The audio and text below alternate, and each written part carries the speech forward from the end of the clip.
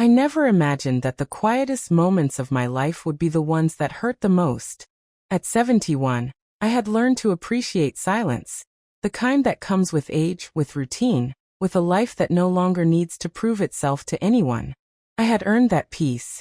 Or at least, I believed I had. When my daughter April asked me to move in with her, she framed it like a gift. She said she missed me, said the house felt too big without family energy, said her husband, Russell, agreed it would be good for the kids to have their grandmother close. I remember standing in my small apartment, surrounded by half-packed boxes, telling myself this was what family looked like when it cared. I wasn't weak. I wasn't lonely. I still worked part-time, still cooked my own meals, still paid my own bills. But I believed her. That was my first mistake, confusing familiarity with safety. Their house was beautiful in a quiet, suburban way. Wide porch, neutral colors, the kind of place that looks warm from the outside. April had prepared the guest room carefully, almost too carefully. Fresh sheets, lavender candles, a framed photo of us from years ago, back when smiles came easily and expectations were simple. I remember thinking, maybe this is a new beginning. The first few days felt like proof that I had made the right decision. April brought me tea at night. Russell asked polite questions about my old job. The grandchildren listened to my stories, wide-eyed and curious. I told myself the distance between us had finally closed. But comfort can be deceptive. It started small. Conversations that ended abruptly when I entered the room. Financial talk that didn't include me but somehow always circled back to me.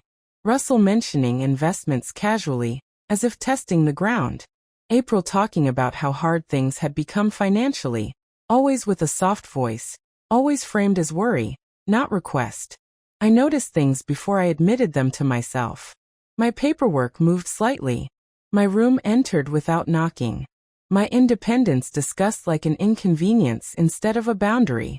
Love, I realized, had quietly turned conditional. One night, I lay awake staring at the ceiling fan, listening to the house settle. That was the moment I felt it. Not fear, not anger, but awareness. The kind that arrives without drama and refuses to leave. Something was wrong. Not loudly wrong. Strategically wrong. I thought about my late husband. About how careful we had been. About promises we made to protect each other even after death. I thought about how trust, once given freely, becomes dangerous when assumed. By the end of the second week, I stopped leaving my door unlocked at night. And that was when I understood something important. This wasn't about family. It was about control. What I didn't know yet was how far they were willing to go. Or how prepared I would need to be to survive what came next. The moment I truly understood what kind of situation I had walked into came on an ordinary afternoon. The kind that looks harmless until it changes everything. April thought I was out for my usual walk, and Russell assumed I was napping, which meant neither of them bothered lowering their voices. I stood at the top of the stairs, frozen in place, as their conversation drifted up from the kitchen. Casual and calculated in a way that made my stomach tighten. Russell was talking about paperwork, about getting things signed while she's comfortable. And April responded with a sigh that sounded more impatient than worried, saying it would be easier if I didn't ask so many questions.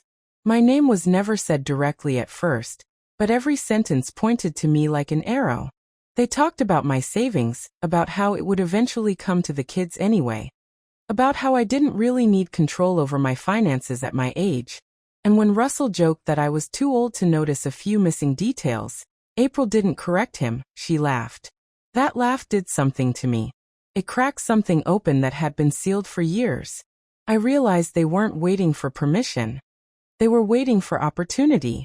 They assumed my trust was weakness, my age was confusion, and my silence was consent. I backed away slowly, my heart pounding so hard I was afraid they would hear it. And for the first time since moving in, I understood the truth with painful clarity. I wasn't a guest in their home. I was a resource they planned to drain quietly, neatly, and without guilt. That night, I barely slept, not because I was afraid, but because my mind refused to quiet down after everything I had heard. Every memory from the past few months replayed itself with a new meaning. Like scenes from a movie I finally understood. The way April insisted on helping with my mail. How Russell casually suggested consolidating my accounts to make things simpler. The sudden concern about my health that only seemed to surface when money was involved. It all fit together now. I realized I had been slowly shrinking myself to fit into their comfort. Apologizing for taking up space. Convincing myself that gratitude meant silence. By morning, something inside me had shifted. I made my coffee the way I always did, slow and deliberate, but this time my hands were steady. When April walked into the kitchen, she smiled too brightly and asked if I'd slept well. And I answered just as pleasantly, telling her I felt rested and grateful to be there. I watched relief flicker across her face, and that's when I understood the power I still had. They believed I was oblivious. Over the next few days, I leaned into that illusion. I asked innocent questions, nodded at explanations that felt rehearsed, and let them believe their plan was progressing unnoticed. Meanwhile, I quietly reached out to my old friend Margaret, a retired paralegal who had always warned me never to sign anything without understanding it fully. We met for tea under the excuse of catching up, and when I told her everything, her expression hardened in a way that made me feel less alone. She didn't panic, didn't rush me, she listened. With her help, I reviewed my documents, my accounts, my legal standing, and what I discovered chilled me more than the conversation I'd overheard. Certain forms had already been drafted, certain permissions prepared, all waiting for my signature under the comforting disguise of family convenience. The betrayal hurt, yes, but what hurt more was realizing how easily they had dismissed my autonomy, how quickly love had turned into entitlement. At home, Russell grew more confident, bringing up paperwork more often, suggesting we take care of things while everyone's together. While April framed it as concern, telling me she worried about my stress levels. I smiled, thanked them, and asked for time, watching their patience thin just enough to confirm my suspicions. Then came the dinner where everything nearly unraveled. Russell pushed a folder toward me, his voice calm but insistent, and April hovered nearby, pretending to tidy the table while watching my hands. I opened the folder slowly, deliberately, feeling the weight of the moment settle in my chest. Instead of signing, I asked questions, simple ones at first, then sharper, more precise. I saw panic flash between them when they realized I wasn't as lost as they thought. Russell tried to joke his way out. April tried to soothe, but the air had changed. That night, alone in my room, I made a decision that frightened and empowered me at the same time. I would not confront them yet.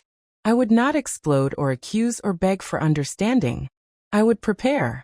I would gather my strength, my resources, my dignity, and when the time came, I would step out of the role they had written for me. For the first time in years, I wasn't just reacting to what life handed me. I was choosing my next move, and they had no idea what was coming. From that point on, I became an observer in my own home, moving through the days quietly, carefully, as if I were studying a storm before deciding when to step outside. I noticed how Russell's patience wore thinner each time I delayed signing anything, how his tone shifted from gentle suggestion to subtle pressure masked as concern. April, on the other hand, leaned into sweetness, bringing me tea without being asked, reminding me how lucky I was to have family who cared so much. It was unsettling how rehearsed it all felt, like they had assigned themselves roles in a play where I was meant to be the fragile background character. I played along, thanking them, asking for advice, even pretending confusion when they explained financial terms again and again, watching their confidence grow with every nod I gave. But behind closed doors, I was documenting everything, dates, conversations, the exact words they used when they thought I wasn't paying attention. I kept a small notebook hidden inside an old cookbook, one they never touched, and every night I wrote until my hand cramped. It wasn't anger that drove me, it was clarity. The more I wrote, the more I saw how calculated their behavior had become. One afternoon, I overheard Russell on the phone in the garage, his voice low and irritated, complaining that I was dragging things out, and that they might need to push harder soon. My chest tightened, not from fear, but from the realization that love had completely left the equation. I didn't confront him. I didn't cry. I simply closed the door softly and went back to my room, where I sat on the edge of the bed and reminded myself that staying calm was now my greatest strength. Days later, April suggested inviting a notary to the house, just to ask questions, framing it as a harmless consultation. I agreed instantly, watching surprise flicker across her face before she recovered. That night, I called Margaret again and told her exactly what was happening. She didn't hesitate. She arranged for me to meet with her attorney friend under the pretense of updating my will. Sitting in that office, surrounded by quiet authority and professionalism, I felt something I hadn't felt in years: safety.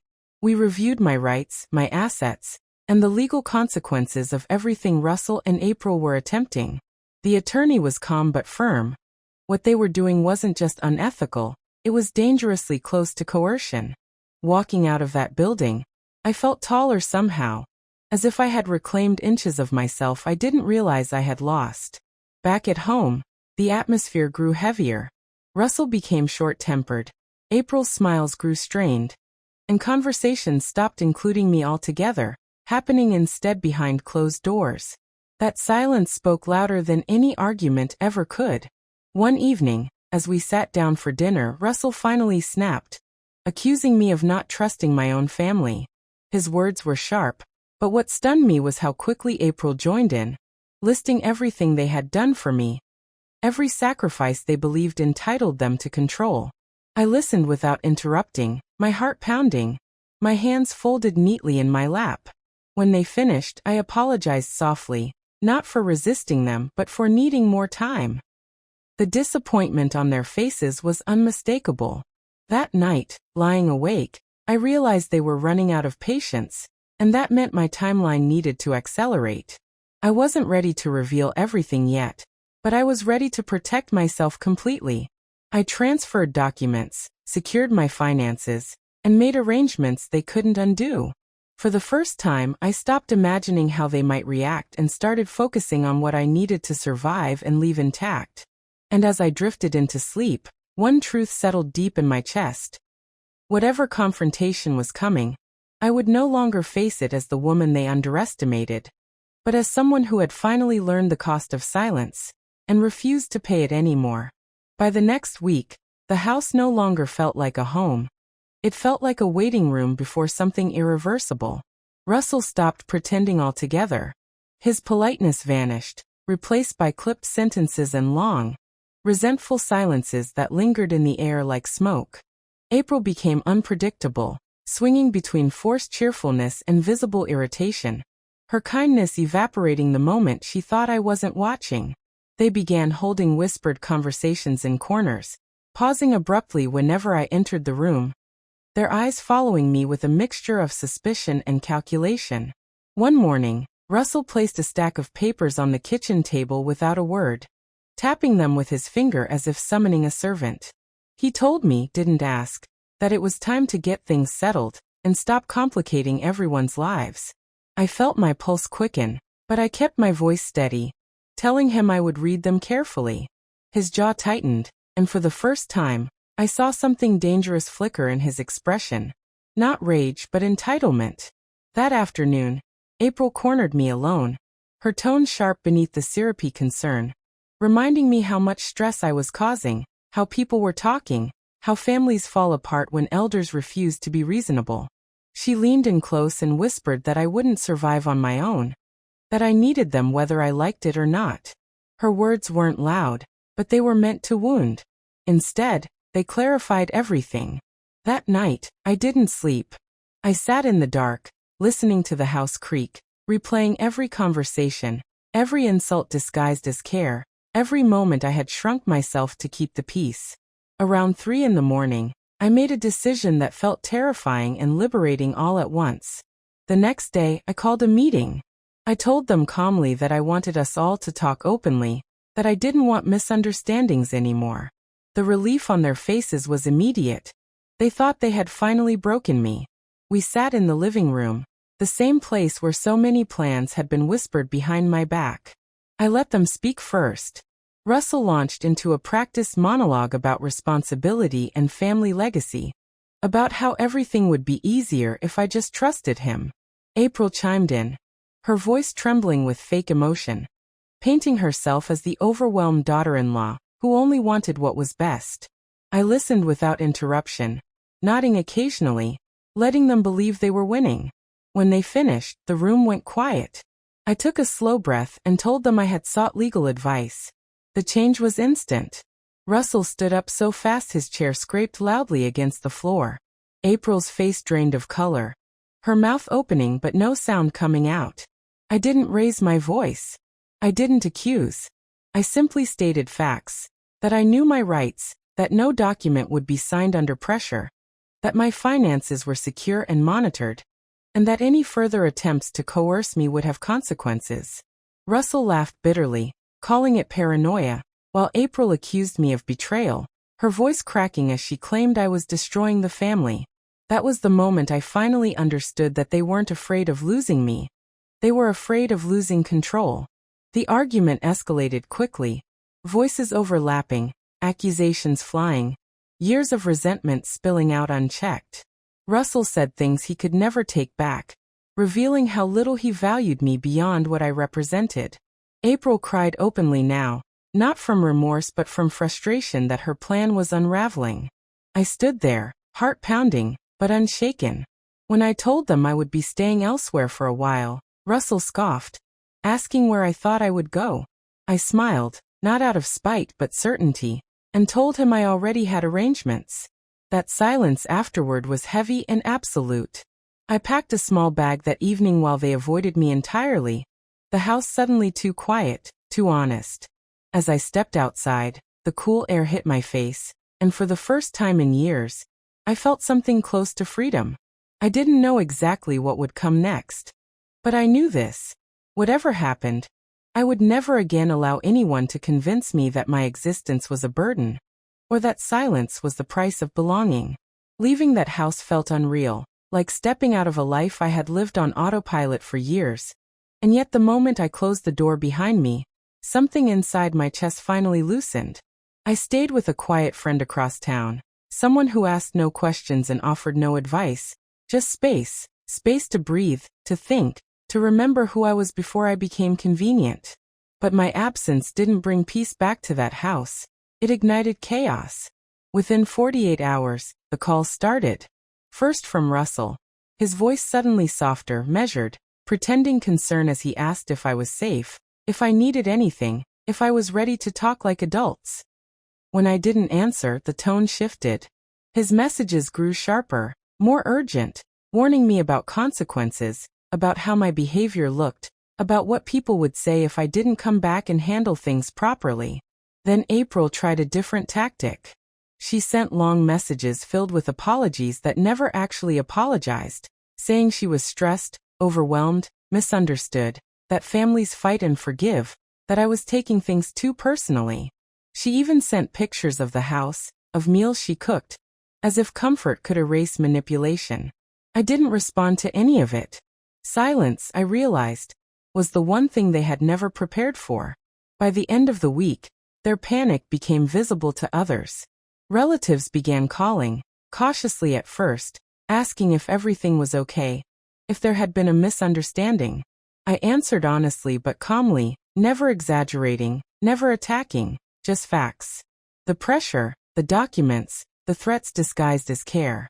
And slowly, the narrative they had carefully maintained started to crack. Russell, who had always been respected as reliable and composed, began snapping at people, his temper slipping in public ways he couldn't control. April withdrew almost completely, canceling gatherings, avoiding conversations, her polished image starting to fray. One afternoon, a family member I hadn't spoken to in years reached out, admitting they had always sensed something was wrong but didn't know how to intervene. That message broke something open in me. I realized I hadn't been alone. I had just been isolated. Meanwhile, Russell made one final attempt to regain control. He showed up unannounced at my friend's house, standing on the porch with a rehearsed speech about reconciliation and family unity.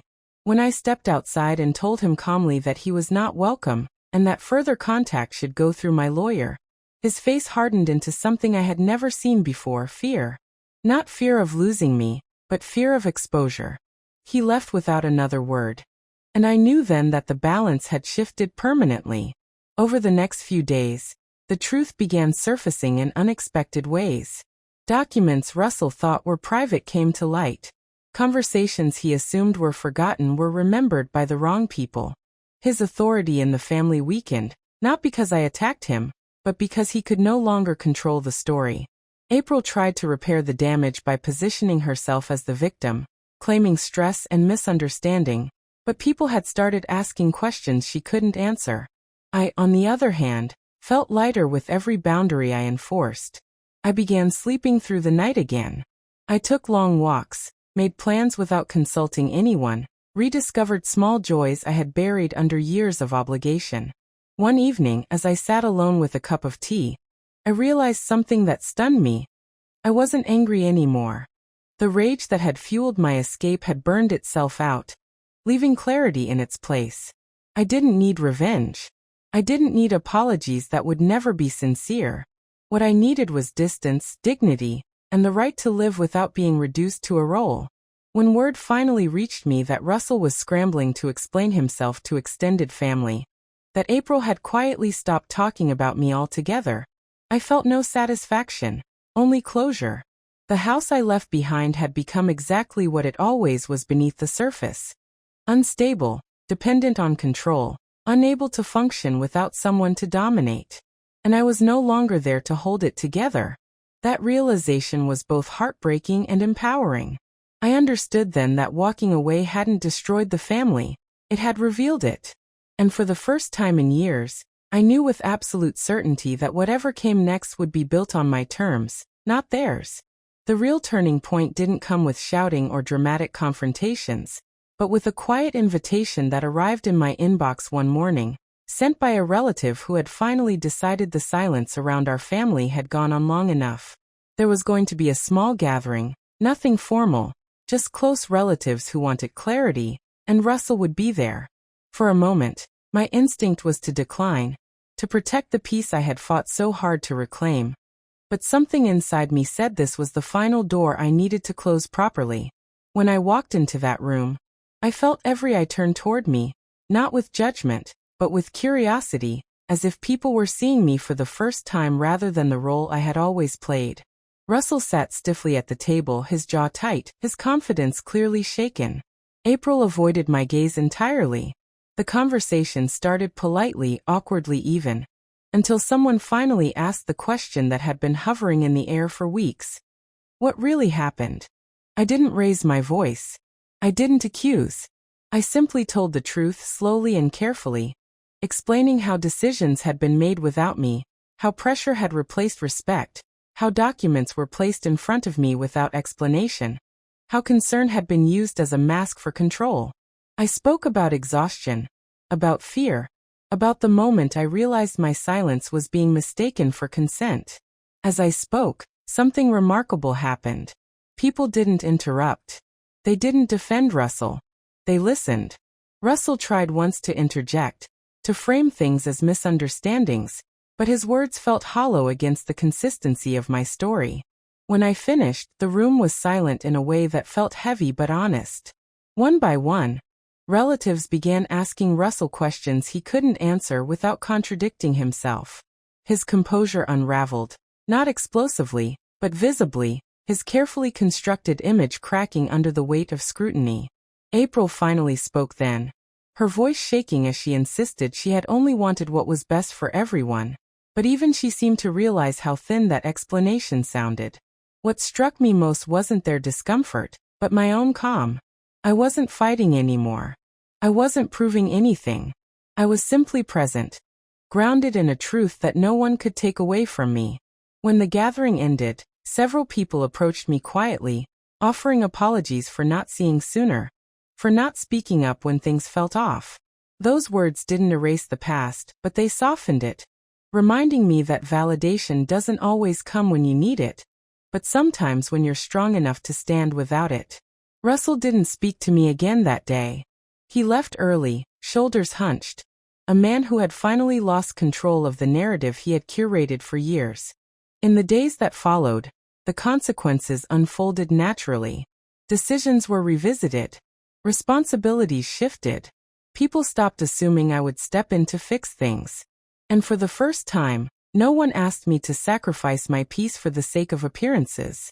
April sent one final message, brief and restrained, acknowledging that things had gone too far. I didn't respond, not out of bitterness, but because closure doesn't always require conversation. What mattered was that I no longer felt invisible.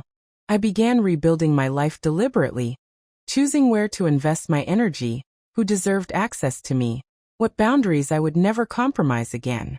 I reconnected with old interests, made plans without guilt, allowed myself rest without justification. The woman I was becoming felt unfamiliar at first, steadier, quieter, but stronger in ways I had never been allowed to explore. One evening, as I looked at my reflection in the mirror, I realized I no longer recognized myself as someone waiting for permission. I had crossed a line that couldn't be uncrossed. The family I once tried to hold together would never be the same, but neither would I. And as strange as it sounds, that realization didn't bring sadness. It brought relief, because for the first time in a very long time, my life felt like it truly belonged to me. The weeks that followed were quieter than I ever expected, not empty, but intentional, as if life itself was giving me room to breathe after years of holding my breath without realizing it. I woke up each morning no longer bracing myself for messages that demanded explanations or apologies I didn't owe. My days slowly filled with things that felt small but deeply meaningful. Morning walks where I noticed how the light filtered through the trees. Afternoons spent reading without guilt. Evenings where silence felt comforting instead of lonely. There were moments when memories surfaced unexpectedly, reminders of the years I had spent shrinking myself to keep others comfortable. And yes, those moments still stung, but they no longer defined me. I had learned something crucial. Healing doesn't mean forgetting, it means remembering without losing yourself again. Russell tried once more to reach out, a short message that hovered between regret and self-preservation. But I understood now that not every door needs reopening just because someone knocks. I wished him well in my heart, and let the message remain unanswered, choosing peace over old patterns. April, too, faded into the background of my life, not as a villain, but as a lesson. One about how easily love can become control when boundaries are never enforced. What surprised me most was how my absence changed the dynamics I had once been blamed for. Without me stepping in, fixing, smoothing things over, people had to confront their own responsibilities. And that wasn't my burden anymore. I began reconnecting with friends I had unintentionally neglected, people who remembered me as more than the role I had been assigned. With them, laughter came easily, and conversations felt balanced instead of draining. I even started volunteering again, not because I was expected to, but because it reminded me of who I was before I learned to disappear for others. One afternoon, while organizing old papers, I came across a journal from years ago, filled with hopes I had quietly abandoned. Reading my own handwriting felt like meeting a younger version of myself, who had trusted the world more than it deserved. I didn't feel sadness for her. I felt gratitude. She survived. And because she did, I was finally free to live differently. I made decisions without over-explaining. I said no without rehearsing excuses. I said yes to things that scared me just enough to feel alive again. There was no grand announcement, no dramatic declaration of independence, just a steady reclaiming of myself, piece by piece. People noticed the change, too. They spoke to me differently, listened differently. Respect, I learned, often follows boundaries, not sacrifices. One evening, as I sat by the window watching the sun sink below the horizon, I realized something profound. The life I had been waiting for had already begun, quietly, the moment I stopped begging to be valued. If there is one thing I want you to take from my story, it's this. Love should never require you to erase yourself, and family should never make you feel like a burden for existing. If you are listening to this and recognize even a fragment of your own life in my words, know that it is not too late. Not too late to speak, not too late to step back, not too late to choose yourself without guilt. Strength doesn't always look like confrontation. Sometimes, it looks like walking away with your dignity intact. Today, my life is not perfect, but it is honest. It is mine.